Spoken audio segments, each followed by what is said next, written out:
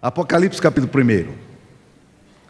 Revelação de Jesus Cristo que Deus lhe deu para mostrar aos seus servos as coisas que em breve devem acontecer e que ele, enviando por intermédio do seu anjo, notificou ao seu servo João, o qual atestou a palavra de Deus e o testemunho de Jesus Cristo quanto a tudo o que viu. Bem-aventurados aqueles que leem e aqueles que ouvem as palavras da profecia e guardam as coisas nela escritas, pois o tempo está próximo. João, às 7 igrejas que se encontram na Ásia, graça e paz a vós outros da parte daquele que é, que era e que há de vir, e da parte dos 7 espíritos que se acham diante do seu trono, da parte de Jesus Cristo, a fiel testemunha, o primogênito dos mortos e o soberano dos reis da terra, àquele que nos ama e pelo seu sangue nos libertou dos nossos pecados e nos constituiu reino, sacerdotes para o seu Deus e Pai. A ele a glória e o domínio pelos séculos dos séculos. Amém. Eis que vem com as nuvens, e todo olho o verá, até quantos o traspassaram, e todas as tribos da terra se lamentarão sobre ele. Certamente. Amém. Eu sou o Alfa e o Ômega, diz o Senhor, Senhor Deus, aquele que é, que era e que há de vir, o Todo-Poderoso. Esta é a palavra de Deus. Ok, meus queridos, eu comecei a estudar o livro de Apocalipse pessoalmente por uma questão que eu precisava responder algumas questões da minha alma que eu não me aventurava a tratar. Durante um bom tempo no meu pastorado, eu olhava para o livro de Apocalipse e dizia o seguinte: é um livro muito confuso, é um livro muito difícil, é um livro enigmático, alegórico demais, e eu não tenho facilidade com o livro de Apocalipse. Mas um dia, fazendo uma das leituras anuais da Bíblia, que eu costumo fazer, eu me deparei com a afirmação no versículo 3, que diz o seguinte: bem-aventurados aqueles que leem, aqueles que ouvem as palavras e guardam as coisas nelas escritas, pois o tempo está próximo. É interessante. A Bíblia nos diz que o livro de Apocalipse, aquele que lê, aquele que ouve, aquele que guarda é bem-aventurado. Bem-aventurado é bem mais do que uma felicidade. Bem-aventurado é um estado pleno de alma. Existe uma palavra no hebraico que traduz bem essa palavra bem-aventurado, que é shalom. Uma ideia de que as coisas estão completas na minha alma, né? É essa ideia que o texto da palavra de Deus usa toda vez que usa essa expressão enigmática, bem-aventurados. Eu disse: rapaz, eu tenho que ler esse livro, eu tenho que guardar esse livro, eu tenho que ouvir as palavras dessa profecia, eu preciso aprofundar nisso aí. Aí, a partir de então, eu comecei a estudar o livro de Apocalipse. E me surpreendi logo de cara pela primeira palavra que existe no livro de Apocalipse. O livro de Apocalipse está escrito aqui, revelação. Opa! Isso me faz entender um pouquinho de alguma coisa que eu preciso estar atento. Revelação é tirar a cortina, tirar o véu, é abrir a capacidade sua de ver coisas que você até então não estava vendo. A palavra Apocalipse, na verdade, ela deveria ter, para o português, sido traduzida, mas os tradutores da Bíblia preferiram não traduzir o texto e mantiveram o termo Apocalipse, que é o termo original no grego. Mas o livro de Apocalipse, a palavra Apocalipse significa revelação. Tanto é que nas Bíblias inglesas, o que aparece é exatamente a palavra revelação, e não como em português Apocalipse. Os tradutores, por alguma razão, preferiram manter o termo original lá do hebraico, lá do grego. Então nós temos aqui agora a revelação. Olha, gente, presta atenção. Se Jesus está revelando, Ele quer que eu saiba. Esse livro, portanto, na minha cabeça já funcionou assim: não é um livro fechado. Ou seja, eu não estou lidando com um texto que Deus quer esconder. Quando Deus quer esconder, Ele esconde. Ele disse isso algumas vezes.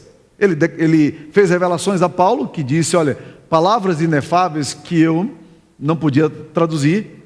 Ele fez isso com João em algumas coisas que ele não podia ler. Ele fez isso com Daniel, dizendo: sela essas coisas até o último tempo. Mas nesse caso aqui, Deus não está fazendo exatamente isso. Deus está fazendo o contrário. Jesus Cristo quer revelar algumas coisas que a igreja dele precisa saber. Esse livro, o livro de Apocalipse, na verdade são cartas. São 7 cartas que foram enviadas às igrejas da Ásia. Que hoje, todas essas cidades, Éfeso, Esmirna, Pérgamo, Tiatira, Sardes, Filadélfia e Laodiceia, todas elas se encontram numa região da Turquia. Portanto, essas igrejas todas, elas historicamente existiram e deixaram de existir num determinado período da história. E não existem hoje. Hoje são só ruínas. Mas eram igrejas que se reuniam e que glorificavam a Deus. E para essas igrejas foi que essas cartas foram escritas originalmente. Quem escreveu a carta foi o apóstolo João. João, quando escreveu essa carta, ele estava no período de Domiciano, que foi um imperador. Existiam 3 imperadores na época apostólica bem conhecidos. Um deles, Nero, e a gente acha que o livro de Apocalipse foi escrito na época de Nero, não foi. Nero bem no início. Nero era louco, ele era translocado, ele botou fogo em Roma, colocou culpa nos cristãos, porque ele começou a ver que os cristãos estavam penetrando em todos os meandros da política e ele não gostou dessa coisa. Depois dele surgiu um líder absolutamente perverso e pervertido. Se você acha que hoje o nosso mundo é pervertido, você ainda não estudou a história de Roma. Porque no dia que você estudar a história de Roma, você vai achar o nosso mundo hoje absolutamente civilizado.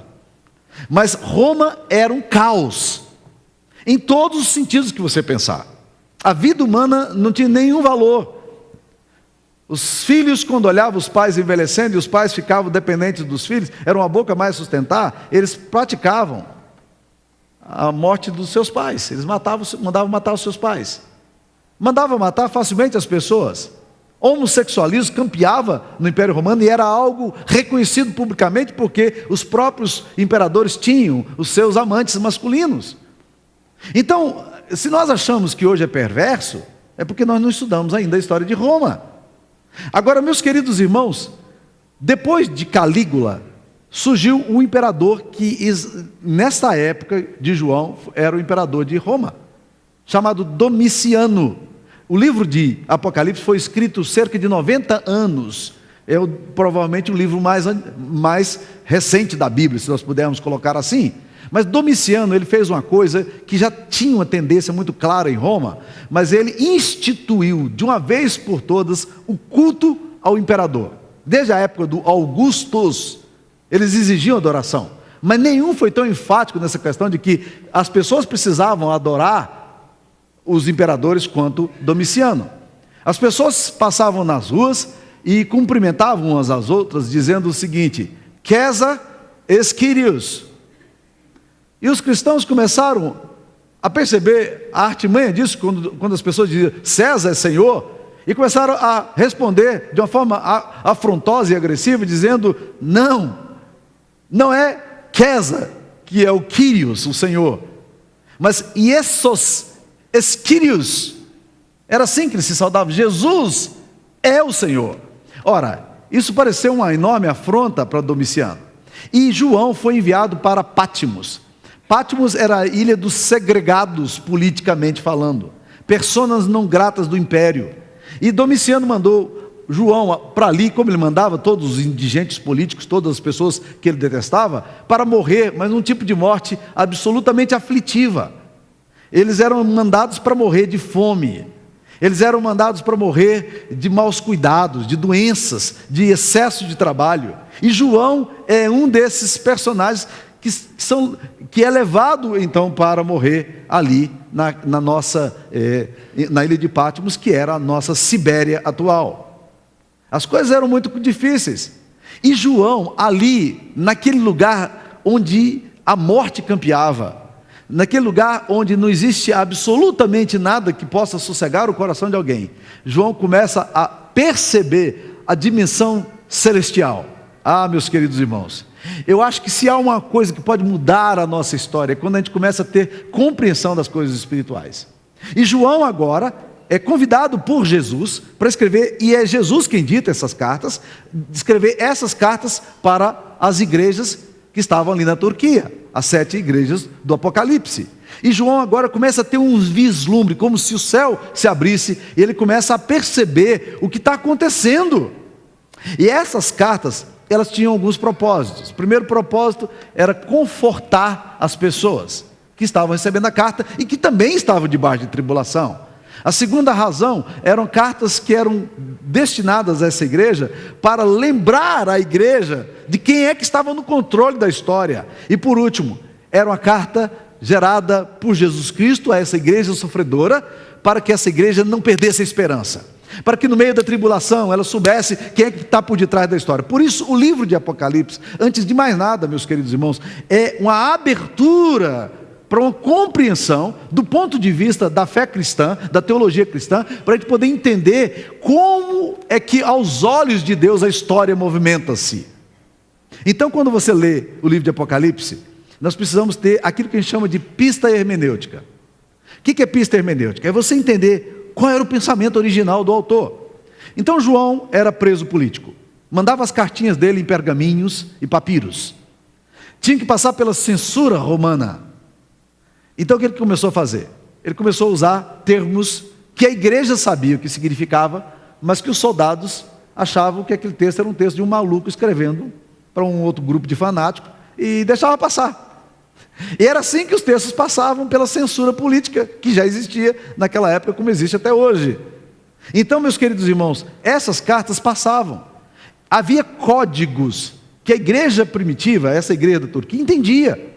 Quando se falava de dragão, ou da antiga serpente, ou da besta do Apocalipse, a igreja entendia o que estava acontecendo. E a igreja era capaz de ler isso, mas ao mesmo tempo a igreja era capaz de se confortar. E é exatamente isso que nós precisamos entender. Agora, presta atenção. O texto aqui nos diz o seguinte: revelação de Jesus Cristo que Deus lhe deu para mostrar aos seus servos as coisas que em breve devem acontecer. Presta atenção.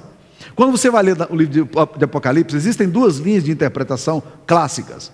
Uma é chamada preterista, que é no passado, firmada no passado. A pessoa diz o seguinte: não, o livro de Apocalipse foi escrito para as igrejas da Turquia no século I. Correto? Correto. E que os irmãos, quando recebiam a carta, entendiam o que essas cartas significavam. Correto? Correto. O problema quando você faz essa leitura preterista é que você acha que esse texto bíblico é um texto para aquela época. Segundo perigo é de acharmos que o livro de Apocalipse é um livro futurista. Ah, rapaz, eu me lembro da época de adolescência na igreja, né? E eu confesso que eu tinha um certo medo de estudar esse negócio de dragões aqui, antigos serpentes, esse negócio aí complicado, besta que emerge do mar, vem da terra, esse negócio era muito complicado para a minha cabeça. Mas eu sempre aprendi que o livro de Apocalipse é uma coisa para o futuro. E aí eu comecei a estudar um pouco mais profundamente o texto, e eu comecei a descobrir que o livro de Apocalipse não é nem para o passado e nem é para o futuro. Então ele é para quando? Para nós. Por quê? Jacques Ellul, que é um pensador francês, teólogo reformado, ele fala de algumas coisas muito importantes, mas ele escreveu um comentário que foi traduzido para o português, chamado Apocalipse, Arquitetura em Movimento. A ideia de Jacques Ellul é a ideia exatamente que me parece muito concreta no livro de Apocalipse. Ele diz o seguinte: olhe para o livro de Apocalipse, não como uma história do passado, mas nem como uma história do futuro, mas olhe para o livro de Apocalipse como um livro repleto de manifestações, de quadros, ou uma película de cinema que você vai olhando e os quadros se movem. Todo o livro de Apocalipse é um texto em movimento. Os reis estão em movimento. Os cavalos pretos, brancos, vermelhos, que daqui a pouco vai estudar sobre isso, tá? Branco, todos esses cavalos estão em movimento, um saindo, o outro entrando. A vida e a história se movimentam. É interessante que o livro de Apocalipse, antes de mais nada, é um livro atual, porque é um livro que está tratando da história na perspectiva de Deus. E é fantástico quando você começa a perceber, porque João logo de cara começa a enfrentar um problema, porque no capítulo 5 diz-nos a palavra de Deus que ele se defronta com um livro selado por dentro e por fora, mas ninguém consegue decodificar o livro, até que um dos anciãos se aproxima dele e disse: não chores, meu filho, porque o leão da tribo de Judá, aquele que morreu, ele é capaz de desvendar esse livro. Ele tem as chaves da história. Portanto, o livro de Apocalipse vai nos mostrar que Jesus está no centro dessa história. E que o ápice da história da humanidade, na verdade, nos é revelado pela encarnação, pela manifestação histórica de um Deus que nos amou e resolveu habitar entre nós. Então, quando você olha os movimentos de Jesus na história, esses movimentos cósmicos todos apontam para isso, porque o Antigo Testamento está sempre falando das profecias sobre Jesus. Cerca de 600 profecias são ditas no Antigo Testamento e que se cumprem em Cristo. Então agora Cristo é a manifestação central da história, e Jesus vai desvendar a história e vai nos ajudar a entender como é que a história vai funcionando e onde ela vai chegar. Então, meus queridos, nós estamos no meio do movimento, e aí você é pego no meio dos cavalos pretos, no meio dos cavalos vermelhos, no meio dos cavalos amarelos. Cavalo amarelo significa peste, cavalo preto significa a economia, o cavalo vermelho significa a guerra, mas também você tem aqui o cavalo branco que se manifesta na história, que é a pessoa de Jesus, que saiu vencendo e para vencer. Portanto, quando nós lemos o livro de Apocalipse, é importante entender que não é um livro do passado, e entender também, não é um livro do futuro, é um livro para agora, é um livro para agora. Agora eu preciso entender quem é que está por detrás desse agora. Quem é que está por detrás dessa história, que parece ser uma história de meras sucessões de acaso? A perspectiva, por exemplo, humanista da história, é que a história ela é cíclica. Esse é o pensamento platônico que até hoje é desenvolvido. Essa história cíclica, ela se move como em espirais, mas ela não tem destino nenhum. Ela sai de um ponto e ela começa a se historicizar e se manifestar através dos sistemas, mas ela não desemboca em nada porque ela não quer chegar em lugar nenhum. É uma mera sucessão de acasos. Quando você vai lendo na Bíblia, você percebe que na Bíblia tem princípio, meio e fim. Na Bíblia tem criação, mas na Bíblia tem consumação. E nesse meio tem manifestações históricas.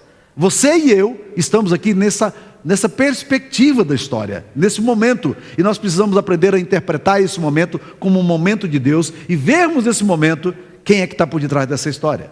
A história na Bíblia, ela não é uma mera sucessão de acaso, mas a história na Bíblia, ela é ascensional, ela tem uma teleologia, a palavra teleos é objetivo, ela tem um propósito, nós estamos caminhando para esse propósito. E tem uma coisa: nem forças do presente, nem do futuro, nenhum demônio, nenhum espírito maligno é capaz de deter a obra de Cristo na história. E a história da Bíblia, ela já se revela para nós, e a consumação dela de uma forma que nenhum poder seria capaz de modificar aquilo que Deus, na sua manifestação e nos seus decretos infindáveis, escreveu, porque os dons e a vocação de Deus são irrevogáveis.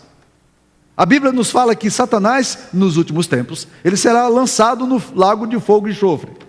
Satanás sabe disso. Ele não sabe porque eu estou falando. Ele sabe porque a Bíblia já disse.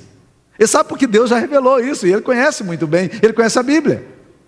Agora, não há na antiga serpente, no antigo dragão, nenhum poder que seja capaz de minimizar ou de modificar a história tal qual foi escrita pelo próprio Deus. Tudo está sob controle, mas não o controle de forças impessoais, mas tudo está sob controle de um Deus que criou, que mantém e que vai fazer a consumação segundo o seu propósito. Os seus intentos cumpre Deus no decorrer dos anos. Ele executa o seu querer de acordo com seus planos, como dizia um antigo hino nosso. Agora, quem é esse Deus que está aqui? Então eu queria hoje falar desse Deus. Quem é esse Deus que está por detrás da história? Então vamos ver algumas coisas sobre esse Deus, e nós precisamos aprender sobre esse Deus. Primeira coisa que esse texto aqui nos fala, é exatamente no capítulo 1, versículo 8. Olha aí, vai aparecer tanto no versículo 4 quanto no versículo 8. João, às 7 igrejas que se encontram na Ásia, graça e paz a vós outros, da parte daquele que é, daquele que era e daquele que há de vir.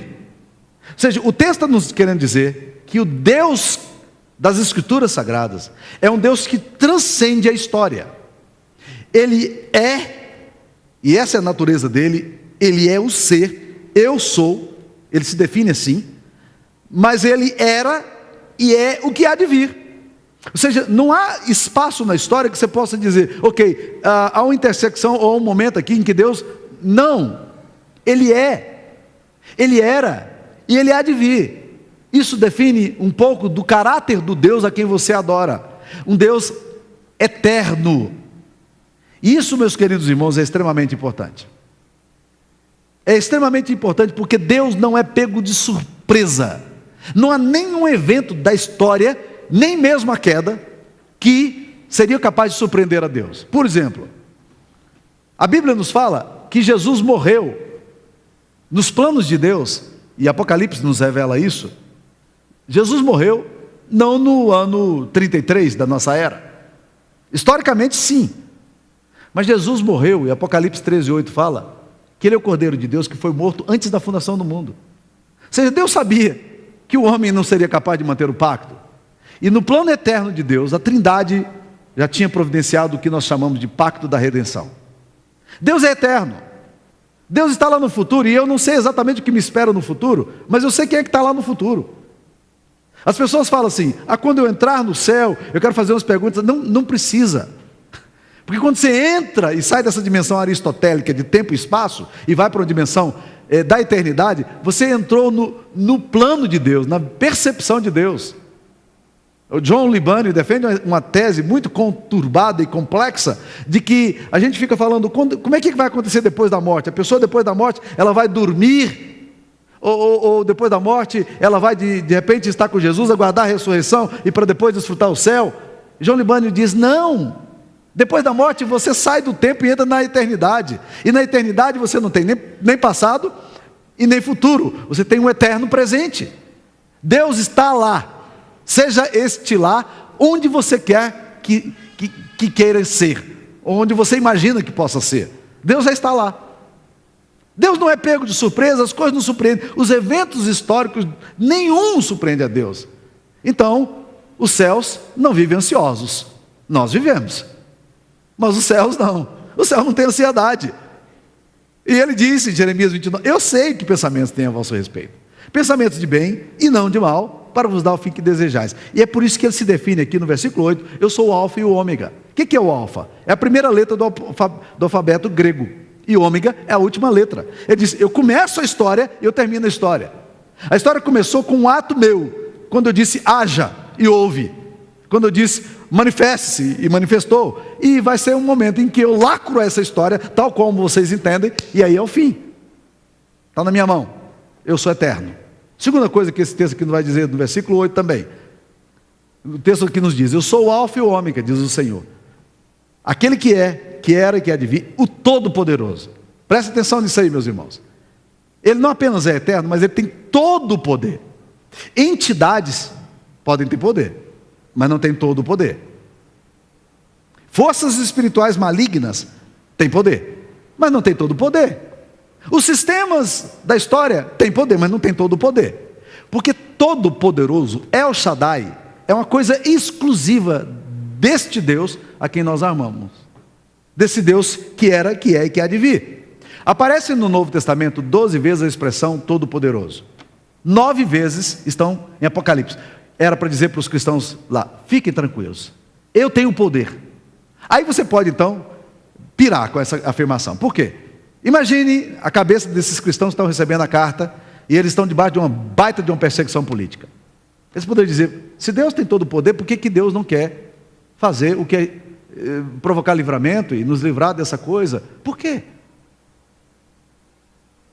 Essa é uma questão que nós nunca vamos responder. Porque Deus, no seu infinito propósito, Ele vai fazer o que Ele quiser fazer. Porque Ele tem todo o poder. Se Ele não faz, é porque Ele não quer fazer. Mas que Ele pode fazer, Ele pode fazer. Não há absolutamente nada que você diga assim, ok, aqui Deus não toca. Não, tudo. As grandes lutas cósmicas, a dragão, serpente, está tudo debaixo das mãos de Deus. E é interessante, meus queridos, que a gente quando vai ler o credo apostólico, né? E muitas pessoas rezam o credo apostólico. Credo apostólico não é para rezar. Credo apostólico é para declarar. Creio em Deus Pai, Todo-Poderoso, Criador do céu e da terra. Creio em Jesus Cristo, vocês creem nisso? Seu único Filho, nosso Senhor, o qual foi concebido por obra do Espírito Santo, nasceu da Virgem Maria, padeceu sob o poder de Pôncio Pilatos, foi crucificado, morto e sepultado, desceu ao Hades. O que é isso? Você crê nisso? Isso é bíblico. 1 de Pedro vai dizer que Jesus, depois da morte dele, foi e pregou os espíritos em prisão. O que Jesus estava fazendo no inferno? Olha aqui Apocalipse 1, versículo 18. O que diz aqui? E aquele que vive, estive morto, mas eis que estou vivo pelos séculos dos séculos, e tenho as chaves da morte e do inferno. Ou seja, nem o inferno é propriedade individual e fechada do diabo. Nem lá o diabo governa. Porque quem tem a chave da morte e do inferno é Jesus. O nosso Deus, Ele é todo poderoso. Acho lindo quando eu começo a ler o Apocalipse, e no capítulo 4, João diz assim: depois dessas coisas olhei e vi uma porta aberta no céu. Aí ele começa a dizer: imediatamente me achei espírito, e eis armado do céu um trono, e no trono alguém sentado. Eu gosto desse negócio. Tem alguém sentado no trono. Lembra daquela brincadeirinha que a gente falava? Minha direita está vaga para... O trono não está vago. No trono tem direção, tem governo. E este Todo-Poderoso não abre mão do seu exclusivo poder de fazer aquilo que Ele quer e pode fazer. A Confissão de Fé de Westminster diz: Ele é todo suficiente em si e para si, pois não precisa das criaturas que trouxe à existência, tem domínio para fazer da sua criação e sobre elas o que quiser. Vamos à terceira característica desse Deus que está por detrás da história e por trás desse livro de Apocalipse. Ele é um Deus relacional. Olha no versículo 4, 5 e 6. O que vocês encontram aqui? No versículo 4, versículo 5 e versículo 6 do primeiro capítulo de Apocalipse, você vai ouvir falar do Deus que era, que é e que há de vir, Deus Pai. Você vai ouvir falar da parte de Jesus Cristo, a fiel testemunha, o primogênito dos mortos, soberano dos reis da terra.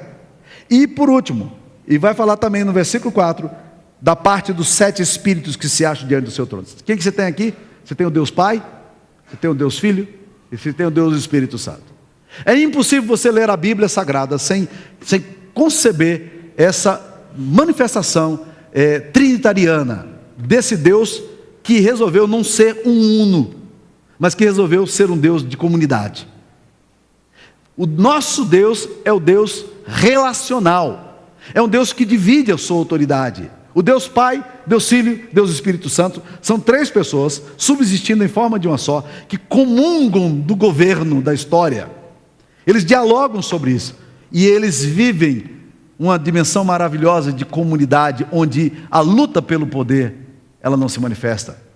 É o Deus das Escrituras Sagradas, é o Deus que não é o Deus isolado, mas é o Deus relacional, o Deus Pai, Filho e Espírito Santo. Por isso que Leonardo Boff falava que a Trindade é a melhor comunidade. Nós precisamos aprender no Deus Pai, Filho e Espírito Santo, essa trindade que se relaciona e que caminha junto. Eu preciso aprender como é que o Pai dialoga com o Filho, e o Filho dialoga com o Pai, e os 3 juntos cooperam um com o outro, sem nenhuma disputa, sem nenhum desejo de ser maior do que o outro. Eles vivem numa sagrada comunidade experimentando isso aí. Quem tem falado muito sobre isso é o pastor Ricardo Barbosa, que vai estar falando para nós no nosso acampamento. Olha a frase dele no livro dele, Caminhos do Coração. A unidade da igreja e a espiritualidade cristã nascem da compreensão dessa natureza comunitária e relacional de Deus. Se você não vive em comunidade, você não experimenta o Deus que você tem nas Escrituras Sagradas, que é o Deus trinitariano. Se você ainda quer ser o uno, e se você ainda insiste em viver solitariamente a sua espiritualidade, você pode ter qualquer outro tipo de espiritualidade, menos espiritualidade verdadeiramente cristã, que é uma espiritualidade trinitária, relacional. E por último, irmãos, o texto aqui nos diz que Deus é o princípio, meio e fim da história. Eu sou o alfa e o ômega, princípio, meio e fim. A história, em última instância, ela é a história de Deus. As coisas não se dão no vácuo. Os fatos não são acidentais. As circunstâncias não são meros acidentes de percursos. Não. O Deus das Escrituras Sagradas é o alfa e o ômega. A vida segue um propósito. A história tem um significado. As coisas são manifestações de Deus. O que está acontecendo com a sua vida hoje tem um profundo significado, para o bem e para o mal. Ou seja, nada do que está acontecendo com você hoje é fora do propósito de Deus. Você pode estar passando por grandes tribulações hoje. Você pode estar assustado com a vida, como a igreja da Turquia, as 7 igrejas do Apocalipse estavam. Mas eles começaram a entender, nosso Deus está por cima disso tudo aqui, ó. Sabe? Eu não entendo muito bem o que está acontecendo, e nem por que Ele está movendo as coisas dessa forma. Mas seja uma coisa, esse Deus me ama. Porque a Bíblia nos diz aqui, que esse Jesus, Ele nos ama. Olha o versículo 5. E pelo seu sangue nos libertou dos nossos pecados. Então quando a gente olha para essa trindade, para esse Deus maravilhoso, Criador dos céus e da terra, eu me vejo agora estupefato diante da minha própria história. Eu começo a tentar entender, assim como a igreja da Turquia, quebrada, ameaçada, fragmentada, fustigada, João no exílio, mas João está vendo, rapaz, Deus está aqui nesse negócio. Eu preciso aprender a vislumbrar, e o livro de Apocalipse é um convite exatamente para isso, para eu começar a ver o livro de Apocalipse, não como uma história do passado, nem como uma história do futuro, mas ver estes movimentos de Deus, e aprender a discernir Deus, nesses movimentos da minha própria história. O que Deus está fazendo agora, tem implicações eternas, e nada do que eu faço agora, perde o sentido. C.S. Lewis diz, tudo o que não é eterno, é eternamente inútil. Há uma outra frase que diz o seguinte, o que você faz agora, ecoa pela eternidade. É exatamente isso que está acontecendo. A sua vida está aqui hoje. Os meros acidentes de percursos, as coisas banais que você está experimentando hoje, os medos e temores da sua alma, tudo isso fazem parte de um propósito maravilhoso de Deus, de amor, porque Ele sabe o fim que Ele deseja para você. Era isso que a igreja de Apocalipse estava entendendo. É isso que nós precisamos entender, por enquanto. Nós estamos no meio dessa história, mas essa história vai caminhando para uma visão glorificada. E eu quero concluir, meus queridos irmãos, eu vou voltar depois, adiante, nessa questão, mas eu vou concluir com um texto do Apocalipse capítulo 5, porque o texto da palavra de Deus nos diz aqui que João está chorando. Ele está triste. Olha o versículo 4, Apocalipse 5, 4. Eu chorava muito, porque ninguém foi achado digno de abrir o livro, nem mesmo de olhar para ele.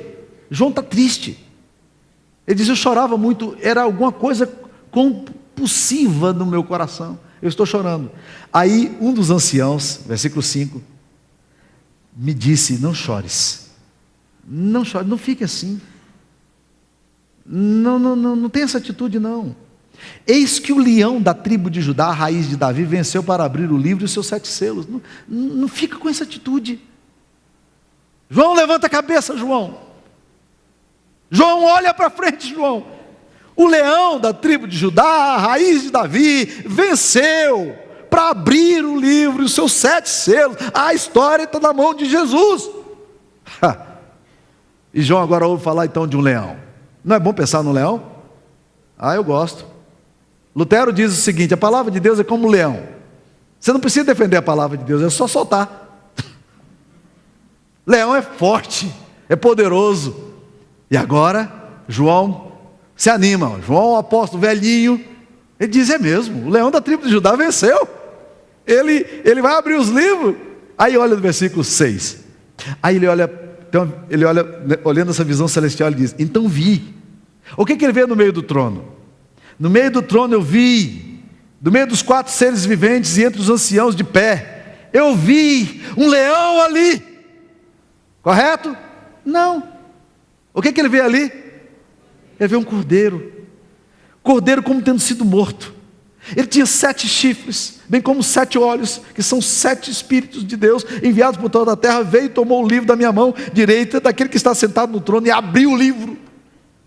Este leão da tribo de Judá, aquele que é, como diz aqui a definição, soberano dos reis da terra, é o Cordeiro de Deus que se fragiliza.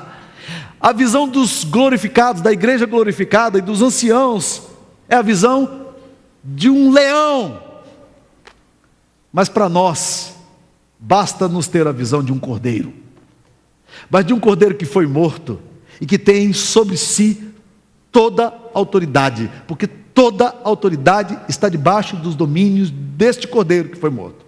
Jesus é o Cordeiro de Deus que foi morto, e todas as coisas estão sujeitas a Ele. Ainda, como diz o autor aos Hebreus, não vejamos todas as coisas a ele sujeitas, mas já estão tudo debaixo dos pés de Jesus. Está aqui, ó, debaixo do pé dele. João vê, e procurando lá no trono, cadê o leão? Cadê o leão? E vê o cordeiro. É o bastante. Se você conseguir enxergar o cordeiro que foi morto por você, se você for capaz de vislumbrar esse cordeiro que é o rei dos soberanos da terra, mas se você tiver a visão do redimido, de alguém que foi resgatado por esse cordeiro, meu querido irmão, a tua história nunca mais será a mesma, eu lhe garanto. Vamos curvar nossa cabeça e vamos orar. Ó Cordeiro de Deus que tira o pecado do mundo, Cordeiro morto e sacrificado pelos nossos pecados, toda a honra e toda a glória da nossa história nós queremos entregar a Ti. Tudo o que temos, tudo o que somos e toda a glória que pudermos dar, não daremos a nenhum outro poder, nenhum outro espírito, não daremos a nenhuma outra entidade, mas daremos apenas a Ti. O nosso culto será a Ti, o nosso louvor será a Ti, a nossa adoração e nossos joelhos quebrantados serão para sempre do Senhor, porque o Senhor nos comprou com um grande preço e nós Te adoramos. Ó Cordeiro de Deus que tira o pecado do mundo, manifesta-te na nossa história, trazendo esperança aos nossos corações frustrados, cansados, sobrecarregados, trazendo esperança, ó Deus, ao nosso coração para vivermos, não olhando a história como um mero acidente de percurso, mas vendo a história como uma manifestação Tua plena. E nós Te adoramos em nome de Cristo. Amém, Senhor. Amém.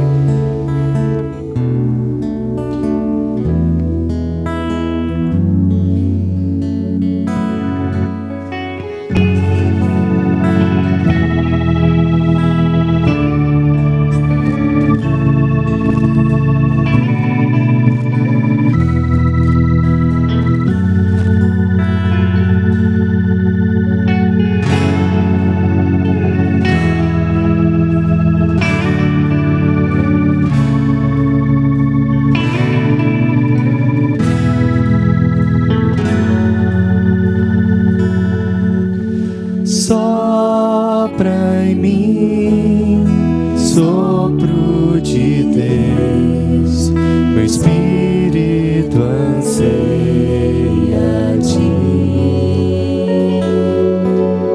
Esconda-me em Teus braços de Pai, minha alma faz transbordar. Flua em mim como um rio, meu Deus, faz-me imerso em Tuas águas estar. Acorda a canção dada ao meu coração, Espírito sopra em mim, Espírito sopra em mim.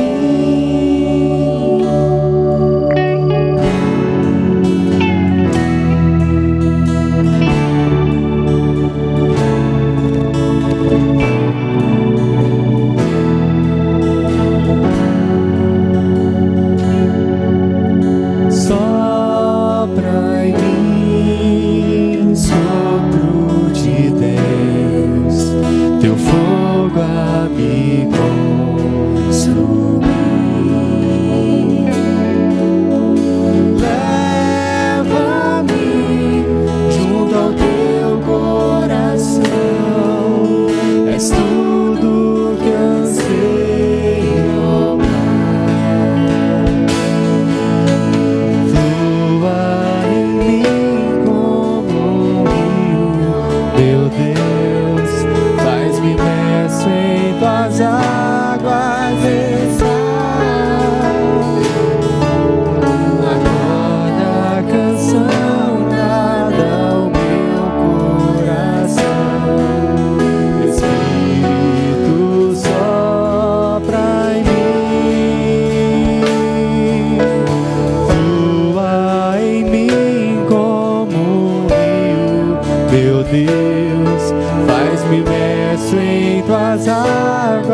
está. Acorda a canção dada ao meu coração. Espírito sopra em mim. Espírito sopra em mim. Espírito sopra em mim.